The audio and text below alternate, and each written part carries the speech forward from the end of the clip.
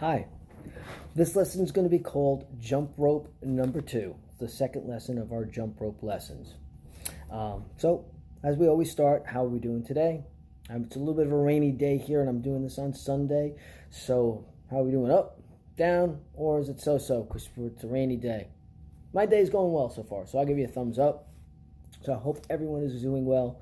Happy Mother's Day tomorrow, because tomorrow will be Mother's Day. So, happy birthday to all your moms. And I look forward to have you guys seeing these videos. All right, so this week we're going to continue our jump roping skills. Part 2 of this lesson, right? We go over our jump rope from last week, how to hold the rope, how to swing the rope, how to be safe. We'll review how to do some jumping with our 2 feet. And this week we're going to learn 3 jumps, and you will see those 3 jumps in the video of part 2. One of them will be a 1 foot. Another one is called a skier's jump, where you jump from side to side. Another one is called a straddle jump, where you do like a jumping jack, right? Your feet are going to go out, your feet are going to come in, your feet go out, and your feet come in. So that's what you're going to do in part 2. And as always, I want you to think of what you've learned today, what you've learned in this talk, what you've learned in part 2. There's always something you can always learn every day. If it's not with Mr. Boccia, it might be with somebody else. So try to think of what we can learn each day. So let's think, what makes physical activity meaningful to you? So that's a question to think about. For me, physical activity just keeps my brain feeling good. If I'm not physically active, my brain gets a little bored, or I get upset if I'm not active. My body helps my mind feel good. So that's what makes meaningful to me. There are other things, and maybe I'll go over them each week, but for this week, that's what that means for me. And I want you to think about, let's see, there'll be another thing to think about, and I will cover that in a minute. So what else do I want you to do this week? Well, again, I try to talk to you about feelings, how to treat others, how we want to present ourselves. All right, and this week, your choices have consequences, and we've talked about this. And, you know, we have different things that we do cause help or might be difficult. So we want to be considerate of other people, right? We want them to be considerate of us, and we need to be considerate of other people.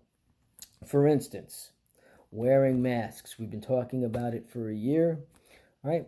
It's not the most comfortable, but we've been told wearing masks might help others, or are helpful to others. Or people might feel safer when other people wear masks. So it's the consideration of others to wear masks, even though it might be uncomfortable, or maybe some people don't believe it. But right now we're in a position where people do believe it. So we need to be considerate and wear a mask. So that's one thing. Another thing might be something that's not pleasant, but you see how people maybe spit on the ground, right? They need to be aware of some of their actions. Maybe they're spitting and you're going to get spit on because they don't see you. So people's actions might be kind of disgusting, or you know, not considerate of who they're near. So that's just one thing.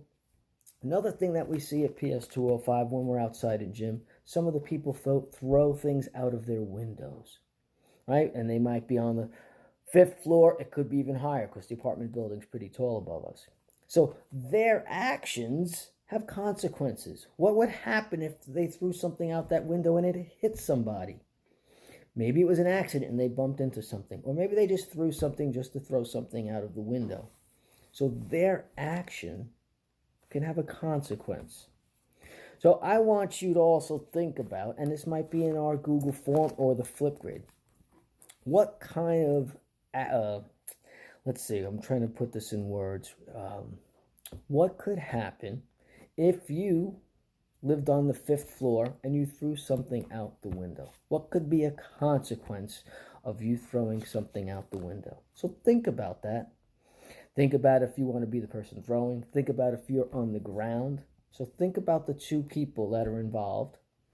And that's something to think about. And I think I am going to put that on the Flipgrid and also the Google form. So if you're listening to this video, you'll have an idea how to answer it. Or you might have your own answer. And finally, we're also going to talk about our chest muscles, and they're called pectoral muscles We spoke about them last week. And remember, they help our shoulders and our arms move. Okay, I make that probably they do other things as well, but that kind of is the simplest thing the way I see it to help explain it to you. As you get older, you can learn more about your body and your muscles more advanced than what we do right now. All right, so I hope you all have a great week. I look forward to the Google Form answers and maybe some of you on Flipgrid.